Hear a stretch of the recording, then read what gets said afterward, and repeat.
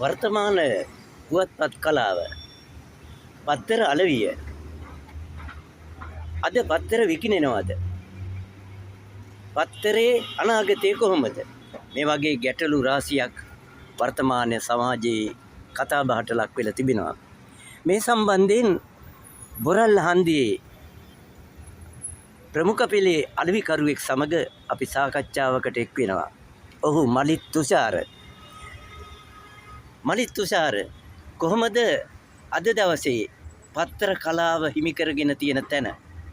අද පත්තර කලාව අතීතයේ තිබුණට වැඩිය බොහොම පල්ලෙහා මට්ටමක තියෙන්නේ. නමුත් පත්තර ව්‍යාපාරිකයෙක් වශයෙන් පත්තර අලවිය නිශ්‍යාකාරව කරගෙන යාමට නම් ඒ පත්තර වලට අද ගැටලු රාශියක් මතුවලා තියෙනවා පත්තර සම්බන්ධයෙන්. පළවෙනිම කාරණය තමයි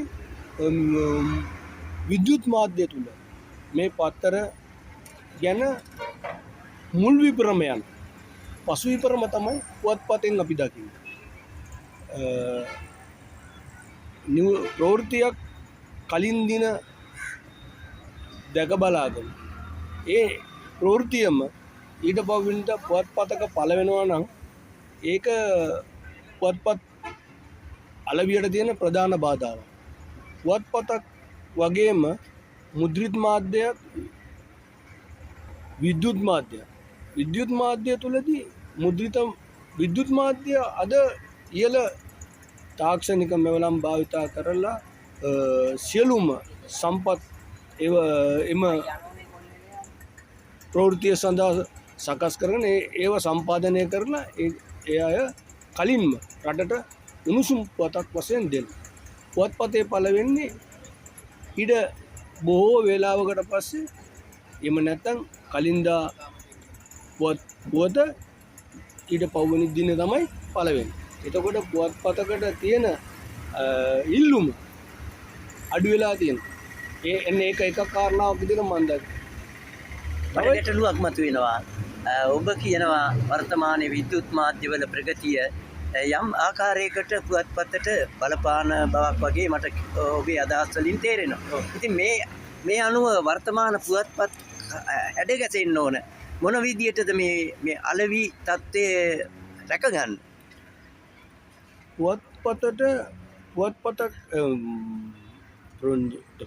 ප්‍රවෘත්ති පුවත්පත් කියන්නේ ප්‍රවෘත්ති සපයන මාධ්‍යයක්. එතකොට ප්‍රවෘත්තිය උණුසුම් විය යුතුයි, අලුත් විය යුතුයි, නැවුම් විය යුතුයි. ඒ අරා තමයි පුවත්පතේ ඉදිරි ගමන පවතින්නේ.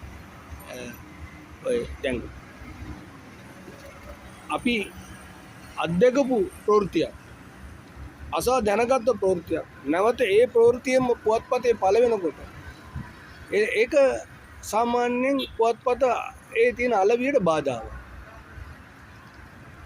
මං කියන්නේ වර්තමානයේ දැන් විද්‍යුත් මාධ්‍යයයි මුද්‍රිත මාධ්‍යයයි දෙක එකට බැඳිලා යන්නේ. ඒකයි තමයි ඒකම ගැටලුව.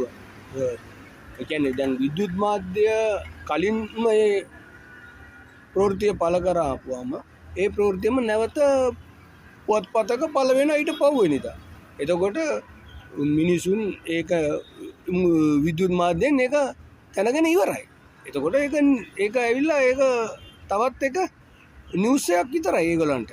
ඊට පස්සේ තව මිනිස්සු බලන්නේ, ජනතාව බලන්නේ තවත් අලුත් නිවුස් එකක් සල්ලි දීලා ගන්නවා නම් ආයිත් ඒ පුවත්පත ඒකට හරියන වටිනාකම ඒ තුලින් ලැබෙන්න ඕන කියලා. ඒකම අනේ අපි දැන් මගෙත් එක්ක සමහරක් මේ පාඨකයෝ කතා කරනවා පත්තරේ ගන්න කට්ටිය කතා කරලා කියන මේක ඊයේ නිවුස් වල ගිය නිවුස් එකමනේ අද දාලා තියෙන කිසි තේරුමක් නැහැ පත්තරයක් බලන එක කියලා. අන්න ඒ වගේ පත්තර වලින් ඈත් වෙනවා. අන්න ඔය වගේ හේතු සාධක උඩක් පුවත්පතෙන් ඈත් වෙන ප්‍රවණතාවයක් මම දකිනවා. එතකොට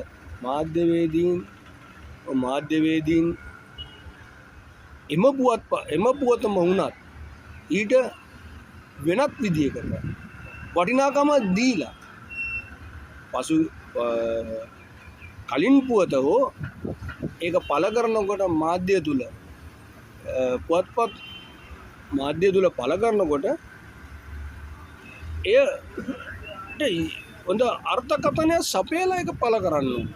මම හිතනවා ඔබේ අදහස ඊටම වැදගත් වෙනවා. මොකද මාධ්‍යවේදිය දැනගන්න ඕන පාඨකයාගේ ආකර්ෂණය දිනා ගන්න හැකි ආකාරයට පුවත්පත් සකස් කරන්න. දැන් කලින් දවසේ නිවුස් එකේ දැකපු ප්‍රවෘත්තියම ඊට පවෙනිද පුවත්පතේ දකින්නකොට ඒකේ තේරුම් ගන්න පුළුවන් ඕනම කෙනෙකුට මොකද්ද ස්වභාවය කියලා. ඒකයි මම කියන්නේ එම ප්‍රවෘත්තියම වුණත් හරි මාධ්‍යවේදියා විසින් ඒක එයාගේ මාධ්‍ය ඥාණයෙන් ගලපලා ලස්සනට පාඨකයා අතට ඒ නිවුස් එක පත් කරපුවම පුවත්පත හරහා එතකොට පුවත්පතේ අලවියක් මීට වැඩිය පුවත්පතේ අනාගතයක් පවතී කියලා මම හිතනවා.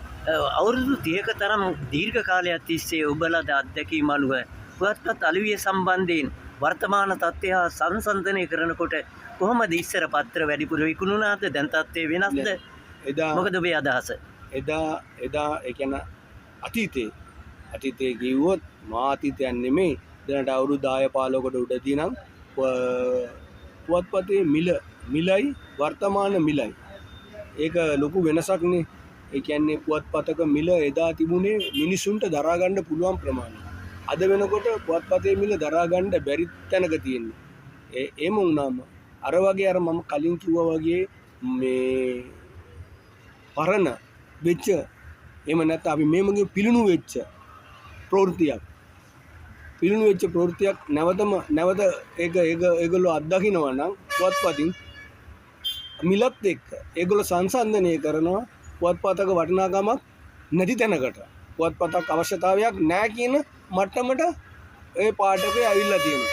අන්න ඒකයි මම කියන්නේ මාධ්‍යවේදියෙක් වශයෙන් පුවත්පතේ ඒ ප්‍රවෘත්තිය පවා අද තියෙන මිලත් එක්ක එදා තිබිච්ච මිල නිසා තමයි එදා මිලේ යම් අඩුභාවයක් තිබුණා. එදා රුපියල් 30ට වික්ක පුවත්පත අද රුපියල් 60ක් වෙලා එදා රුපියල් 60ට වික්ක පුවත්පත අද 180ක් වෙලා ඒ වගේ ලොකු වෙනසක් මිලේ ලොකු වෙනසක් තියෙනවා.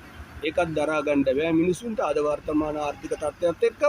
එතකොට අන්න ඒ කාරණාත් මෙතනට සම්බන්ධයි. මම හිතනවා අඩාල වෙන්න. ඔව් තව ගැටලුවක් මේ මගේ හිතට නැගෙනවා ඔබ කියන ආකාරයට මාධ්‍යවේදියත් ඒ වගේම අලවිකරුවත් පාඨකයත් මේ ත්‍රිමූර්තිය මම හිතනවා එකට සම්බන්ධ වීම තමයි ඔබ යෝජනා කරන්නේ. ඉතින් ඔබට කොහොමද දැන් මේ පුවත්පත් අලවිය මගින් ඔබට සාමාන්‍යයෙන් ජීවිතයේ යම් රැකියාවක් හැටියට මේක කරගෙන යනකොට ඔබ වාසි සහගත තත්ත්වයක් තියෙනවද? දැනට මුල් කාල සීමාවේ නම් දැන් මම මේ ශේෂ්ත්‍රයට ආපු මුල් කාල සීමාවේ නම් පුවත්පත් ආර්ථිකය හොඳ තත්ත්වයක තිබුණා. අද වෙනකොට ඒක බොහෝ දුරට හිණ වෙලා ෂය වෙලා ගිහිල්ලා තියෙනවා. අපිට කිසිම ඡායමකටපත් වෙන්න බෑ එම ආර්ථිකය. ඒ නිසා තවදුරටත් මේ තුල රැඳෙනවද කියන ප්‍රශ්නාර්ථයක් තමයි අපිට ඉතුරු වෙලා තියෙන්නේ. ඒ නිසා මීට වැඩිය ඉහළ මට්ටම මේ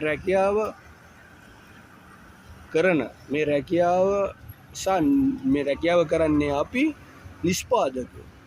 මේක පුවත්පත එළි දක්වන කට්ටිය මාධ්‍යවේදී ලේඛකයන් මීට වැඩිය මේ පුවත්පත්වල ගුණාත්මක භාවය වැඩි කරලා මිනිසුන්ගේ ආකර්ෂණය වැඩිපුර ලබාගෙන මේ පුවත්පත් ව්‍යාපාරයට හොඳ අනාගතයක් අදලා දෙන්න ඕනේ. මොකද දැන් ඒක බොහෝ දුරට හීන වෙලා ගිහිල්ලා තියෙනවා.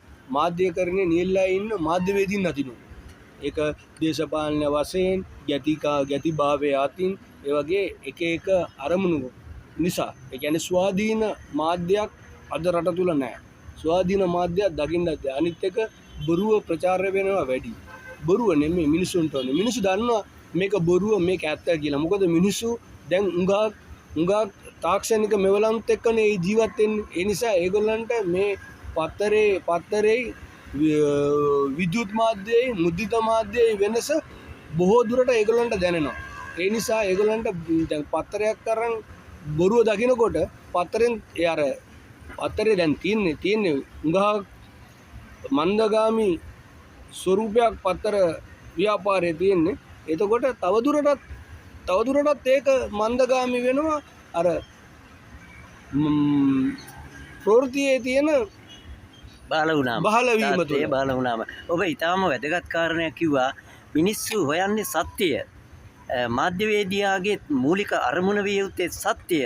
එහෙමනම් මේ සත්‍ය වසන් කිරීමේ ප්‍රවෘත්ති මාධ්‍යවල පළවෙන කතාවක් ඔබ කිව්වා නමුත් ඒ මාධ්‍යවේදී දැන් වර්තමාන මාධ්‍යවේදීන්ගේ තියෙන අනුවණකම තමයි ඒක. හරියට හරි. ඔය කියන්නේ මාධ්‍යවේදීන් මම කෙලින්ම චෝදනා කරනවා මාධ්‍යවේදීන් දක්ෂ නෑ අද.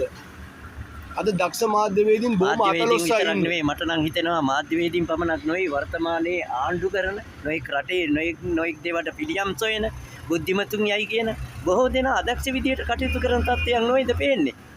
ඒක ඉතින් පාලනය පැත්තෙන්නේ අපි අද කතා කරන්නේ පත්තර අලවිය පැත්තෙන්නේ. ඒක පත්තර අලවිය සහ පත්තරේ ඉදිරි අනාගතය ගැනනේ කතා කරන්නේ. අපි එතකොට අපි ඒ සම්බන්ධ ඒ වටපිටාවේ ගෙතුන ස්වභාවය ගැන තමයි අපිට මෙතනදී කතා කරන්න පුළුවන්. ඔව් බොහොම හරි.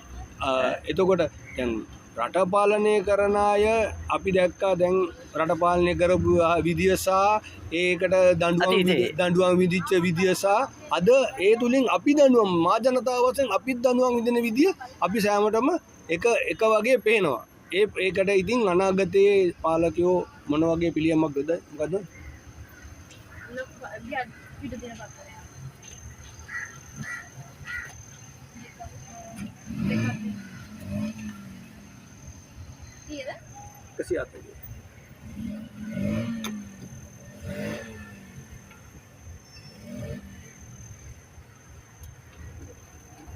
අපිට මේ සාකච්ඡාව හමාර කරන්නට තව සල්ප වේලාවක් මේ තිබෙනවා. අපි තව මිනිත්තු දෙක තුනකින් මේ සාකච්ඡාව නිමවටපත් කරනවා. අවසාන වශයෙන් අපි කැමති මේ අලෙවිකරුවාගෙන් මාධ්‍ය ක්ෂේත්‍රය තුළ 30 වසරක පළපුරුද්දක් ඇති මේ මාධ්‍යකරුවාගෙන් කොහොමද පත්තර කලාව රැකගෙන අපි sannivedana ක්ෂේත්‍රය තුළ අනාගත අභියෝග ජයගන්නේ? එහෙමනම් මලිත් ඔබ කියන්න බලන්න කුමක්ද අප කළ යුත්තේ?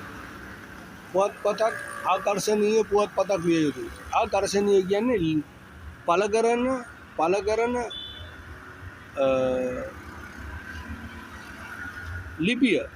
ලිපියෙන් පළ කරන නිවුස් එකෙන් පළ කරන විශේෂාංගයෙන් පළ කරන